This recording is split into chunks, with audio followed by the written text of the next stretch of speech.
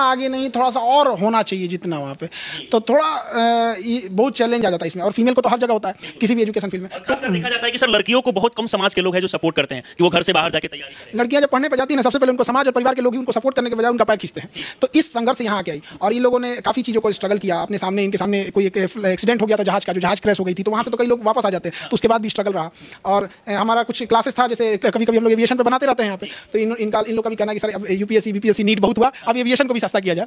तो इन लोग की जो ग्राउंड क्लासेस की फीस रहती है 1.5-2 लाख 2.5 लाख ऐसी फीस रहती है। तो हम लोग का कोशिश है कि अब इन लोगों की जो कोर्सेज है वो महज जो 1.5-2 लाख है उसको 8-10 हज़ार तक लाया जाए। प्रयास कर रहे हैं कि सर इन सारी चीजों का भी तैयारी कराया जाए, क्योंकि बच्चे बाहर जाते हैं। बिल्कुल, इंडिया के बाहर जाना पड़ता है या फिर बहुत सारा चैलेंजिंग होना पड़ता है। 2 लाख रुपए फीस देके तो 80% पॉपुलेशन जो है वो तो ऐसे पीछे हट जाएगी कि कहाँ से इतना लाएंगे, और सबके गार्जियन भी सपोर्ट नहीं कर पाएंगे, या फिर घर जमीन बेचना पड़ जाएगा। इन लोगों को कम फाइनेंशियल स्ट्रगल करना पड़ा। तो हम लोग की कोशिश ये है कि जहाँ तक हम लोग से हो सके वो डीजीसीए की जो क्लासेज है उसको प्रोवाइड करा सके, और जो भी बच्चा चाहे जहाँ कहीं भी है ऑनलाइन माध्यम से भी उसे पढ़ सके। और उसके बाद फ्लाइंग स्कूल के लिए तो जाना पड़ेगा, तो हम बिहार सरकार से भी आवेदन देंगे डीजीसीए को भी कि हमें भी फ्लाइंग स्कूल का परमिशन दे। लेकिन हमें जहाँ तक उम्मीद लगता है कि हमको तो नहीं देगा लोग, पता नहीं क्यों हमसे क्या दुश्मनी रहती है गवर्नमेंट का, हमको नहीं देगा ये लोग।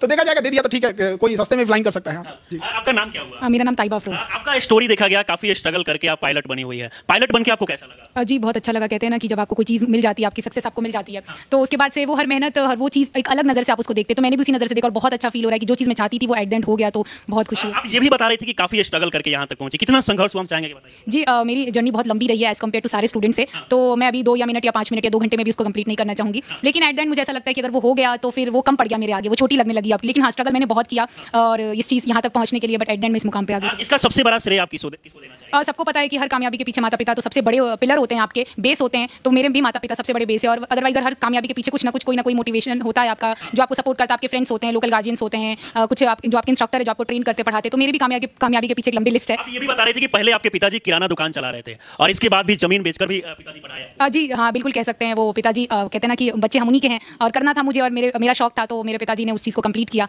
तो बोला ये जो भी है तुम लोगों का ही, अब मैं इसको रखूँ तो या बेच के तुम लोगों में लगा दूँ। तो खासकर देखा जाता है कि आजकल समाज में बेटियों पर ध्यान घर के लोग का कम होता है, बेटे के कंपेयर में। ज्यादा लोग चाहते हैं कि बेटे को पढ़ा लिखा के आगे बढ़े, फिर भी आपके घर परिवार के लोग पूरे तरीके से जी बिल्कुल। मेरा भाई नहीं है, तो मुझे कभी फील नहीं कराया मेरे घर वालों ने कि तुम्हारा भाई नहीं है। तो जो लड़का का भी प्यार है वो मुझे ही मिला है। तो शायद मैं सबसे लकी लड़की हूँ कि मुझे दोनों प्यार मिला, बेटी का भी और बेटे का भी। और जो दुनिया में ये सोचते हैं कि बेटा बेटी में फर्क करते हैं, एक बार चांस दे तो देखिए लड़कियां लड़कों से कम हवा में कहीं ना कहीं उड़ान भरेगी। और इससे पहले क्या सपना, मतलब बचपन से ही था कि मुझे पायलट बनना है? नहीं, ऐसा कुछ सपना तो नहीं था बचपन से एयरफोर्स में जाना था। बट नॉलेज, वही बात है, लैक ऑफ नॉलेज। आधे बच्चे तो हम नॉलेज की वजह से पीछे रह जाते हैं। और जब पता चला तो ठीक है, जहाज उड़ाना था, चाहे वो जो भी जहाज हो, चाहे वो कमर्शियल हो या फाइटर हो, एयरफोर्स की हो, नेवी की हो। तो बस एक 11th-12th में ख्याल आया, फिर मैच्योरिटी के साथ उसको डील किया और समय लग गया, बहुत साल लग गए, बट एट द एंड हो गया। इससे पहले भी एक घटना छोटी सी आप बता रही थी कि थोड़ा बहुत कुछ हुआ, फिर भी डरी नहीं आप? जी बिल्कुल नहीं, तकलीफ हुई थी, बुरा लगा था, क्योंकि वो मेरी बेस्ट फ्रेंड थी और बेस्ट फ्रेंड मेरे सामने गई उसी चीज़ में, उसी डिपार्टमेंट में। तो बहुत लोगों ने बोला कि इसके साथ ऐसा हुआ है तो तुमको डर नहीं लग रहा है, तुम भी ऐसे छोड़ दो, क्यों कर रही हो, क्यों कंटिन्यू कर। बट उसका भी सपना था, मेरा भी सपना था, कहीं ना कहीं वो भी मेरी तरह ही ऐसी लड़की थी जो सब चीज़ से लड़ाई लड़के, और मुस्लिम परिवार से थी तो लड़ाई लड़के आई हुई थी। तो फिर मुझे ऐसा लगा कि अभी सपना अकेला मेरा नहीं है, उसका भी है, तो डबल सपना लेके चल रही थी।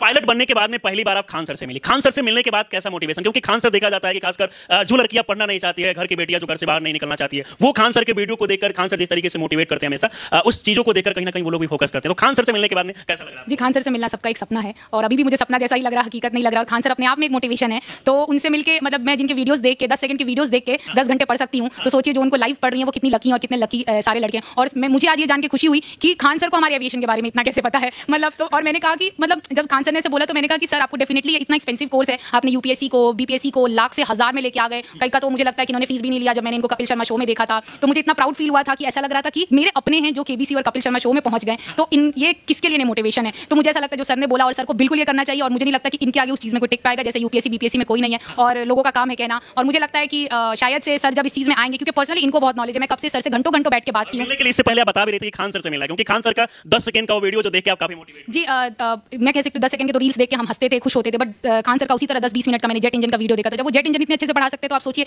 टेक्निकल को उन्होंने ऐसे क्रैक करके पढ़ाया कि भाई हंसते खेलते बच्चे पढ़ ले, जिसके लिए वो 2.5 लाख रुपए 3 लाख रुपए पे कर रहे हैं। तो आप सोचिए कि बहुत ऐसे सपने होंगे जिनके टूट रहे होंगे इस वजह से कि हम 2.5-3 लाख रुपए कहाँ से लाएं। वो अगर खान सर 1000 में कर दे तो आप सोच रहे हैं, वैसे मैंने सेल्फ स्टडी किया है और मैं जिस सब्जेक्ट को उन्होंने पढ़ाया मैं उसमें 3 बार खुद फेल हुई हूँ। बट खान सर ने जब पढ़ाया देखा, और जब मैं इनसे मिली तो मैंने कहा दूर तक इन्होंने एविएशन में कुछ किया नहीं, बट इनको इतना नॉलेज है। अगर इस चीज़ पर ये खड़े उतरे तो सोचिए क्या कर देंगे, सबकी ईट बजा देंगे। मैं तो कहूँगी डीजीसीए हमारा बहुत सपोर्टिव है, बहुत अच्छा है, उसकी बहुत लाइक यू नो क्वालिटी है, 70% पासिंग मार्क्स होती है, सब कुछ रहता है। तो उस लेवल से पढ़ाना, तो सर जिस लेवल से पढ़ाते हैं कि भाई आपको रटने की जरूरत नहीं होती है, कुछ करने की जरूरत नहीं है, और हमारे में प्रैक्टिकल है, बहुत विजुअलाइज कराते हैं। तो ये हर चीज़ को विजुअलाइज करके पढ़ाते हैं। तो सोचिए अगर वो चीज़ 3D में, जैसे वो अपने बीपीएससी यूपीएससी बच्चों को पढ़ा रहे हैं और हमें पढ़ाए, हमें जो सबसे ज़्यादा जरूरत है, तो सोचिए हमारा देश क्या, हमारा स्पेशली बिहार कहाँ से कहाँ पहुँच जाएगा। तो मैं खान सर से स्पेशल रिक्वेस्ट करूँगी एज अ पायलट कि मेरे जैसे बहुत ऐसे बच्चे हैं जो इस चीज़ को करना चाहेंगे, और शायद वो मेरे लाइफ का बेस्ट डे होगा जिस दिन खान सर इस चीज़ को पढ़ाएंगे। हम आपकी बात को एकदम हम गांठ बांध लिए हैं। और अब देखिएगा ना, कोई भी जैसे आपके फादर हैं तो उनको तो खेत बेचना पड़ गया, जमीन बेचनी पड़ी, लोन लेना पड़ा, सब लोग ने छोड़ दिया, साथ छोड़ दिया। तो हमारी पूरी कोशिश रहेगी कि जितना तकलीफ आपके मम्मी पापा उठाएं, एक टाइम आपको आया होगा कि गिव अप कर देते हैं, क्यों अपनी शौक के लिए, अपने सपनों के लिए मम्मी पापा को तकलीफ दे। तो इतना तो हम वादा करते हैं कि अब जो हम लोग क्लास लाएंगे, जो 2.5-3 लाख वाली चीज है ना, उसको मैं मतलब एक सब्जेक्ट का तो कहीं 1-1 लाख लेते हैं ना, हम उसको 1.5-2 हज़ार के अंदर हम बच्चों को पढ़ा देंगे एकदम 3D में समझा के, और कहेंगे कि तुम भूल के दिखाओ। ये तो मेरा वादा रहता है कि पढ़ाएंगे तो भूल के